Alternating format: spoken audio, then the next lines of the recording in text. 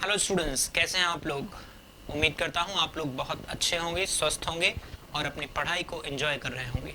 चलिए स्टार्ट करते हैं आज की क्लास। लास्ट क्लास में हम लोगों ने पढ़ा था बोर्स मॉडल के बारे में, और बोर्स मॉडल में भी हमने पढ़ा था कि किसी पर्टिकुलर ऑर्बिट में घूमते हुए इलेक्ट्रॉन की वेलोसिटी कितनी होती है, उसकी एनर्जी कितनी होती है, उस ऑर्बिट का रेडियस कितना होता है, उसका टाइम पीरियड, उसका फ्रीक्वेंसी ऑफ रिवॉल्यूशन और इलेक्ट्रॉन के घूमने की वजह से जो करंट प्रोड्यूस होती है वो किस तरह से निकाल सकते हैं। ठीक है, आज की इस क्लास में हम लोग पढ़ने वाले हैं कि कभी अगर एक पर्टिकुलर ऑर्बिट में घूमता हुआ इलेक्ट्रॉन कोई ट्रांजिशन करता है, यानी अगर लोअर ऑर्बिट से हायर ऑर्बिट में जाता है या हायर से लोअर में आता है, तो उस केस में जो फोटोन एब्जॉर्ब करता है इलेक्ट्रॉन या इमिट करता है, उसका फ्रीक्वेंसी कैसे निकालेंगे, वेवलेंथ कैसे निकालेंगे, और इसी के बेसिस पे हम लोग स्पेक्ट्रम पढ़ेंगे।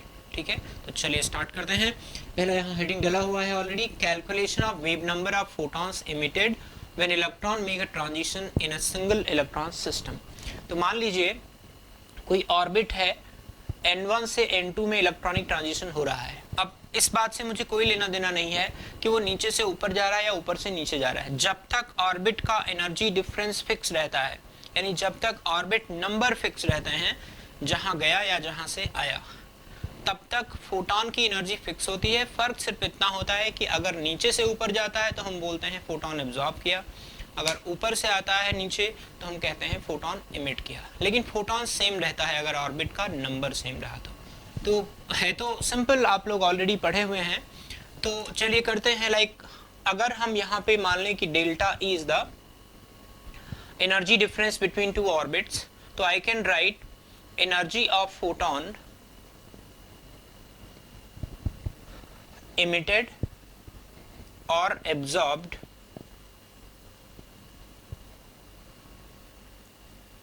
in a transition N1 to N2. This must be equal to delta E, and delta E can be written as hc upon lambda. ठीक है, अब अगर मुझे वेव नंबर निकालना हो, या एक बार मैं इसे hc अपॉन लैम्डा ही लिख लेता हूँ, 13.6 into Z square 1 upon N1 square minus 1 upon N2 square. ठीक है, यहाँ पे डेल्टा ई मैंने क्या लिया है, मैंने लिया है कि E2 माइनस E1, यानी कि E1 एनर्जी के ऑर्बिट से E2 एनर्जी के ऑर्बिट में गया, तो this can be written as minus 13.6 upon N2 square minus 13.6 upon N1 square into Z square, दोनों तरफ जेड कर दें या सिंपली इंटू जेड स्क्वायर। तो इसको जब सिंप्लीफाई करेंगे ये आ जाएगा। तो अभी आप बिना ज़्यादा इसमें माथापच्ची किए हुए सिर्फ इतना समझ लो कि ये फार्मूला हम लोग एब्जॉर्ब्ड के लिए भी लगाएंगे, एमिटेड के भी लगाएंगे।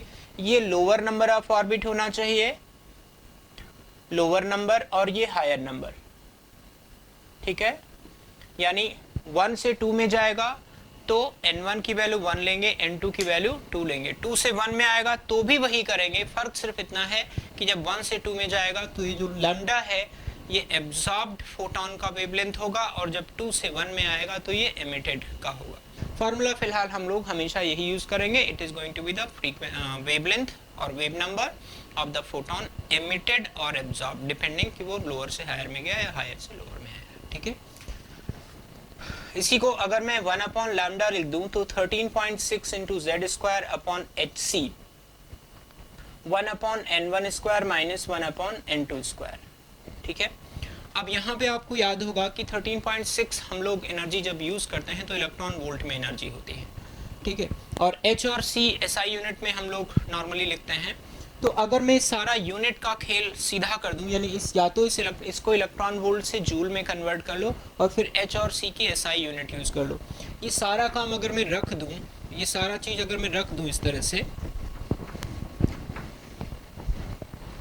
यानी 1 अपॉन लैम्डा हम लोग कैसे निकालेंगे, 13.6 इंटू जेड स्क्वायर, इसको एक बार इलेक्ट्रॉन वोल्ट से जूल में कन्वर्ट कर लेते हैं, 1.6 इंटू 10⁻19 से मल्टीप्लाई कर दिया, जूल में आ गया, and 6.626 10 raised to the power minus 34 into 3 into 10 raised to the power 8, ये सारा इनकॉर्पोरेट करने के बाद 1/n1 square minus 1/n2 square, क्योंकि ये पूरा कांस्टेंट नंबर है z को छोड़ करके, तो इसको हम लोग लिख लेते हैं R Z square 1/n1 square 1/n2 square, ठीक है। And here this r is known as Rydberg constant, Rydberg constant, जो कि सभी सिंगल इलेक्ट्रॉन सिस्टम के लिए सेम रहता है। 1.096 इंटू 10⁻7 पर मीटर इसकी वैल्यू होती है, ठीक है। तो this is a very common formula we are going to use while calculating the frequency, wavelength, wave number of photons emitted और absorbed during a particular transition. सारा यूनिट का मैंने यहाँ पे एडजस्टमेंट करके उसके बाद ये निकाल दिया है। तो जस्ट रिमेंबर दिस, से बहुत शॉर्ट फार्मूला है, आपको बहुत आसानी से क्वेश्चन को निकालने में मदद करेगा। इनफैक्ट कई बार तो क्वेश्चंस में आर के टर्म्स में ही निकालना होता है वैल्यू, तो वहाँ तो और आसान हो जाएगा। तो चलिए इसी पे एक छोटा सा क्वेश्चन कर लेते हैं ताकि कंसेप्ट आपको और क्लियर हो जाए। Calculate the wave number of photon emitted when an electron make a transition from second shell to third excited state in beryllium 3+ ion and give your answer in terms of capital R। Rydberg constant के terms में आप अपना answer दे सकते हैं। तो चलिए करते हैं, इजी सवाल है। अगेन जो वेव नंबर होगा उसका फार्मूला है 1/λ is equal to R Z square 1/n1 square minus 1/n2 square. This is going to be R into beryllium का z है 4 एंड यहाँ से आएगा 2 square minus 4 square. Third excited state का मतलब होता है n की वैल्यू 4। ये बात याद रखना, कई बार बच्चे गलती कर देते हैं कि n की वैल्यू 3 रख देते हैं when it is written that third excited state means fourth shell, ठीक है। तो 1/λ हो गया आपका r इंटू 4 स्क्वायर और ये आ जाएगा 1/4 minus 1 rather why don't we take common, 2 square common ले लेते हैं, तो ये हो जाएगा 1 माइनस 1/4, ठीक है। तो ये हो जाएगा आपका 2 into 4 square r into 4 square upon 2 square into 4 minus 1/4। This will give you 1/λ is equal to r into 4 square divided by 2 square into 3/4। तो एक 4 तो यहाँ से कैंसिल हो गया और एक और 4 यहाँ से कैंसिल हो गया। This becomes 3r। तो वेव नंबर तो आ गया 3r, अगर आपको लैम्डा निकालना हो तो 1/3r हो जाएगा, ठीक है। Easy question. तो r का वैल्यू जिस तरह से रखोगे उस हिसाब से लैम्डा का वैल्यू आ जाएगा, क्योंकि r का वैल्यू आप metre centimetre accordingly you will get lambda in metre centimetre which can be converted to angstrom और नैनोमीटर, फाइन। तो चलिए एक और बहुत इंपॉर्टेंट टॉपिक के बारे में पढ़ते हैं इस चैप्टर के, वो है स्पेक्ट्रम। स्पेक्ट्रम बेसिकली कैसे डिफाइन करेंगे? It is an impression or a pattern or a photograph obtained when a beam of radiations are passed through a prism or a spectrograph paper or even a photographic plate। जब हम इन सब से उस beam को पास करते हैं तो ये सब जो मटेरियल होते हैं, चाहे वो प्रिज्म ले लो, स्पेक्ट्रोग्राफ पेपर ले लो या फोटोग्राफिक प्लेट ले लो, they are sensitive towards that radiations. तो रेडिएशन जब स्ट्राइक करते हैं इस पे तो वहाँ पे एक निशान छोड़ते हैं, एक मार्क छोड़ते हैं, और वो मार्क एक पैटर्न के फॉर्म में यदि बनता है तो उसे हम लोग स्पेक्ट्रम कहते हैं, ठीक है। An instrument used to measure the different wavelength of radiation is called as spectroscope। Spectroscope एक ऐसा इंस्ट्रूमेंट होता है जो किसी रेडिएशन के अलग अलग वेवलेंथ के पार्ट को सेपरेट करता है एक पैटर्न के रूप में।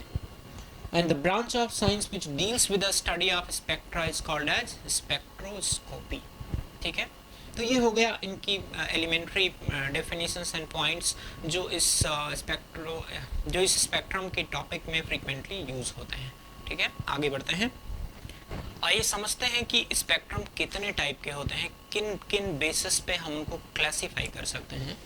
स्पेक्ट्रम बेसिकली दो टाइप से क्लासिफिकेशन किया जा सकता है। पहला है बेस्ड ऑन ओरिजिन, इसके अंदर एब्जॉर्प्शन स्पेक्ट्रम है एंड इमिशन स्पेक्ट्रम है। And based on nature we can have continuous and discontinuous spectrum is of further divided into two parts, एक लाइन स्पेक्ट्रम और एक बैंड स्पेक्ट्रम। तो चलिए सबसे पहले इमिशन स्पेक्ट्रम पढ़ते हैं। इमिशन स्पेक्ट्रम क्या होता है? यदि किसी रेडिएशन को जो किसी सोर्स से इमिट हो रहा है उसको सीधे हम किसी प्रिज्म से पास करा के उसका वेवलेंथ का एनालिसिस कर लें, या स्पेक्ट्रोग्राफ पेपर पे या फोटोग्राफ पेपर पे फोटोग्राफ प्लेट पे पास करा करके उसका जो पैटर्न बनता है उसका एनालिसिस कर दें, तो इसे हम लोग इमिशन स्पेक्ट्रम कहते हैं। Why emission spectrum? Because these are the wavelength emitted from certain source. किसी सोर्स से जो इमिट हुई फ्रीक्वेंसी है या वेवलेंथ है उसको डायरेक्टली हमने एनालाइज कर लिया, तो that is called emission spectrum. जैसे हम सनलाइट की बात करते हैं, तो सनलाइट को यदि प्रिज्म से डायरेक्टली पास कराएं, पास कराने के बाद जो 7 कलर के पैटर्न बनते हैं, this is going to be emission spectrum of visible light. ठीक है, तो जब भी किसी सोर्स द्वारा इमिटेड रेडिएशन को प्रिज्म से पास कराएं या फोटोग्राफिक प्लेट से पास कराएं या कोई और स्पेशली डिजाइंड डिवाइस से पास कराएं जो वेवलेंथ को सेपरेट कर दे, तो जो ऑब्टेन्ड अरेंजमेंट होता है, पैटर्न होता है, that pattern is called as emission spectrum because emitted radiations are directly analysed. Next one is absorption spectrum. Absorption spectrum is obtained when radiations are first passed through a solution, then through a prism or a photographic plate।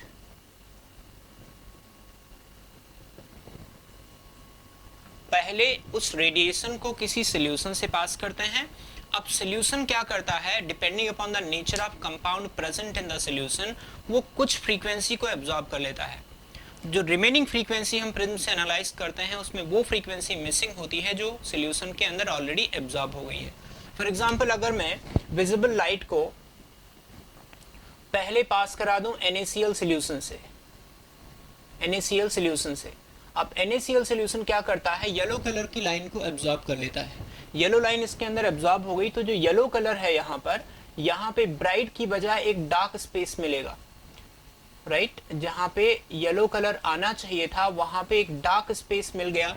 इसका मतलब yellow line is missing from this particular spectrum. ऐसे spectrum को जो absorption के बाद मिलता है, यानी beam of radiations first pass through a solution and that solution absorbs certain frequencies and the remaining frequencies are actually analyzed। तो जो remaining frequency का पैटर्न मिलता है जिसके अंदर कुछ particular wavelengths missing होती हैं जो शुरुआत में थी, तो that kind of spectrum is called as absorption spectrum।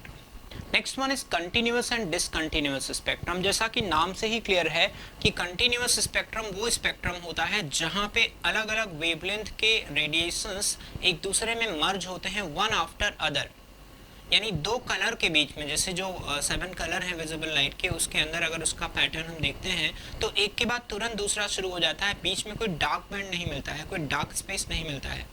तो when all the colors or all the frequencies or all the wavelengths are arranged in such a way that one after one without any gap, this kind of arrangement is called as continuous spectrum। When different part of spectrum are in continuation without any gap, यानी जो हम लोग sunlight का spectrum पढ़ते हैं, यहाँ से आप देख सकते हो कि जैसे ही ये लाइन, वैसे तो मैंने बना दिया है बट ये लाइन बिल्कुल भी नहीं होती। जब आप कलर पैटर्न देखते हो, सब लोग रेनबो देखे होंगे कभी ना कभी अपनी लाइफ में, आप देखेंगे वहाँ कोई ब्लैक लाइन नहीं होती जो दो कलर को सेपरेट करती है। तो जहाँ पे एक कलर खत्म हुआ, ये लाइन इतनी फाइन होगी कि आपको दिखेगा ही नहीं, पता ही नहीं चलेगा। तो जहाँ एक कलर खत्म हुआ वहाँ पे दूसरा कलर शुरू हो गया, फिर तीसरा, फिर चौथा, ऐसे सातों कलर एक दूसरे से इतने मार्जिनल सेपरेशन पे रहते हैं कि separation is not visible, discontinuity is not there, बीच में कोई डार्क स्पेस नहीं आता। तो इस तरह के रेडिएशंस को हम लोग कंटिन्यूअस स्पेक्ट्रम, इस तरह के रेडिएशन से हम लोग कंटिन्यूअस स्पेक्ट्रम प्राप्त करते हैं। डिसकंटिन्यूअस स्पेक्ट्रम क्या होता है? When different parts of spectrum are separated by a dark space. मतलब अगर हम कुछ इस तरह से बना दें कि एक तो हमारा ये पार्ट है, फिर ब्लैंक है यहाँ पर, फिर दूसरा पार्ट है, फिर ब्लैंक है यहाँ पर, फिर तीसरा पार्ट है, ऐसे बनाते जाएं। इस तरह के जो स्पेक्ट्रम होते हैं, यहाँ पे आप देख सकते हैं ये ब्लैंक स्पेस है, यहाँ पे ब्लैंक स्पेस है, डार्क स्पेस होता है, तो ये डिसकंटिन्यूएशन में हो गया। तो दिस इस तरह के स्पेक्ट्रम को जहाँ पे the two colours, two wavelength, two frequencies are separated by a dark space, यानी वहाँ पे कुछ नहीं होता है, तो इस तरह के स्पेक्ट्रम को डिसकंटिन्यूअस स्पेक्ट्रम कहते हैं। ठीक है। जनरली जो एटम का स्पेक्ट्रम होता है वो डिसकंटिन्यूअस स्पेक्ट्रम होता है, क्योंकि हर टाइप की वेवलेंथ अवेलेबल नहीं होती। तो होता क्या है, जब इलेक्ट्रॉनिक ट्रांजिशंस होते हैं तो आप जानते हैं कि किसी न्यूक्लियस के चारों तरफ जो शेल है उनकी एनर्जी क्वांटाइज्ड है। तो दो शेल के बीच में इलेक्ट्रॉनिक ट्रांजिशन के लिए जो फोटोन रिक्वायर्ड है वो बिल्कुल फिक्स होता है, उसका फ्रीक्वेंसी और वेवलेंथ। यानी कि हर एक फ्रीक्वेंसी या वेवलेंथ की फोटोन का आपको अवेलेबिलिटी नहीं हो सकता। तो जो पैटर्न बनेगा उसके अंदर गैप्स होंगे, डिसकंटिन्यूटी होगी। तो जितने भी स्पेक्ट्रम होते हैं एटम के, they are found to be discontinuous spectrum. Clear? तो डिसकंटिन्यूअस स्पेक्ट्रम बेसिकली वहाँ बनता है जहाँ पे किसी एटम के अंदर इलेक्ट्रॉन्स डिफरेंट ट्रांजिशंस करते हैं। तो आप जानते हैं कि ट्रांजिशंस के लिए जो एनर्जी गैप है डिफरेंट ऑर्बिट्स का वो फिक्स है, यानी कि हर टाइप की फ्रीक्वेंसी या वेवलेंथ आपको अवेलेबल नहीं हो सकती। तो जो भी लाइनें बनती हैं, फोटोन निकलते हैं, they photon have certain fixed value of their energies, और उन एनर्जी के करस्पॉन्डिंग जो फ्रीक्वेंसी या वेवलेंथ होता है वही हमें फोटोग्राफिक प्लेट पे मिलेगा। इसलिए हम कह सकते हैं कि सारे पॉसिबल वेवलेंथ नहीं दिखेंगे तो डिसकंटिन्यूटी रहेगी, राइट। तो जब एटम में एक्साइटेशन डी-एक्साइटेशन होता है उससे बनने वाला जो स्पेक्ट्रम होता है, it's a kind of discontinuous और डिस्क्रीट स्पेक्ट्रम। अब इसमें भी दो टाइप के स्पेक्ट्रम हो सकते हैं, एक तो लाइन स्पेक्ट्रम। लाइन स्पेक्ट्रम कब बनेगा? When a set of different lines are obtained. अब ये जो लाइंस हैं ये एक बंच के रूप में हो सकती हैं। जैसे मान लीजिए कोई स्पेक्ट्रम में इस प्रकार का अरेंजमेंट है, 4-5 लाइन यहाँ है, फिर गैप है, फिर 5-6 लाइन यहाँ है, फिर गैप है, फिर 5-6 लाइन यहाँ है, फिर गैप है। इस तरह से gaps and lines, bunch of lines are separated.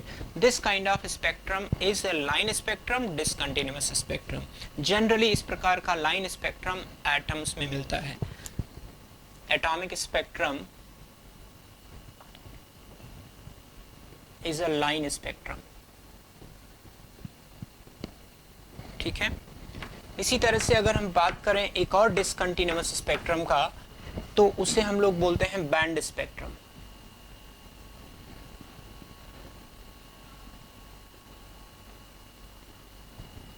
Band spectrum क्या होता है? When a spectrum is in the form of different bands separated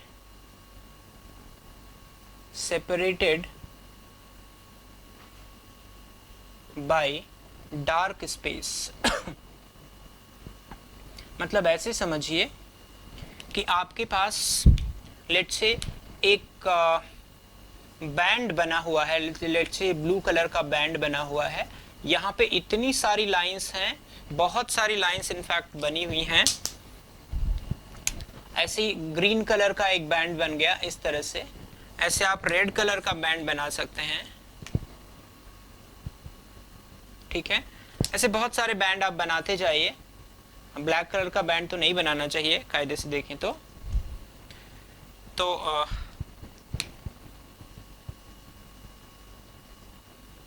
इतना काफ़ी है अपनों को समझने के लिए।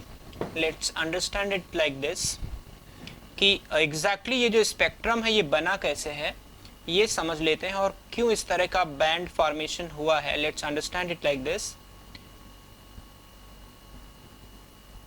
ये हमने 4-5 बैंड बनाए हुए हैं। एंड कैन यू, अगर आप बहुत ध्यान से देखोगे ना तो एक बात आप ऑब्जर्व करोगे यहाँ पे कि ये जो बैंड है ये बना कैसे है।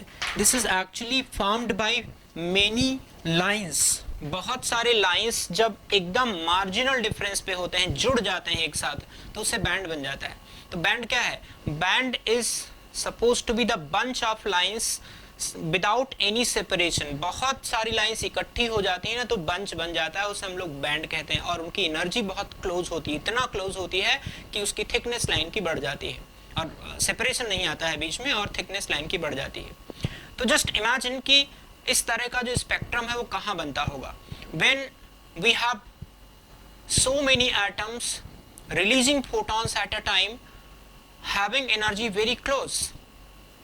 अब so many atoms का मतलब multiple atoms हो गए, यानी मॉलिक्यूल में a molecule consist of multiple atoms, तो यानी मॉलिक्यूल में इस प्रकार का स्पेक्ट्रम पाया जाता है because a molecule contain many atoms and different atoms when simultaneously lose the photon, release the photon, और photon of almost similar energy. तो उन सभी फोटोन से मिलकर के जो बंच बनता है वो बंच एनर्जी में इतना क्लोज होता है कि that looks like a band spectrum. तो क्या मैं कह सकता हूं a molecular spectrum is a band spectrum.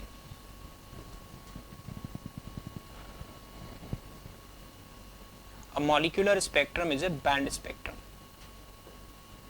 ठीक है, एटॉमिक स्पेक्ट्रम लाइन स्पेक्ट्रम होता है, मॉलिक्यूलर स्पेक्ट्रम बैंड स्पेक्ट्रम होता है। तो ये था स्पेक्ट्रम की एक बेसिक कंसेप्ट जिसमें हमने एक बेसिक चीज़ सीखी है कि स्पेक्ट्रम का ओरिजिन क्या होता है, स्पेक्ट्रम बनता कैसे, स्पेक्ट्रम किस चीज़ को कहते हैं और स्पेक्ट्रम कितने टाइप का होता है। हमारे सिलेबस में बहुत इंपॉर्टेंट एक यूनिक स्पेक्ट्रम है जिसे हम लोग हाइड्रोजन स्पेक्ट्रम के नाम से जानते हैं। तो अगले लेक्चर में हम लोग हाइड्रोजन स्पेक्ट्रम के बारे में पढ़ेंगे। तो इसी के साथ आज का लेक्चर समाप्त करता हूँ। अगले लेक्चर में हम लोग स्पेसिफिक हाइड्रोजन स्पेक्ट्रम के बारे में पढ़ेंगे, which is suppose to be the extremely important portion of this chapter.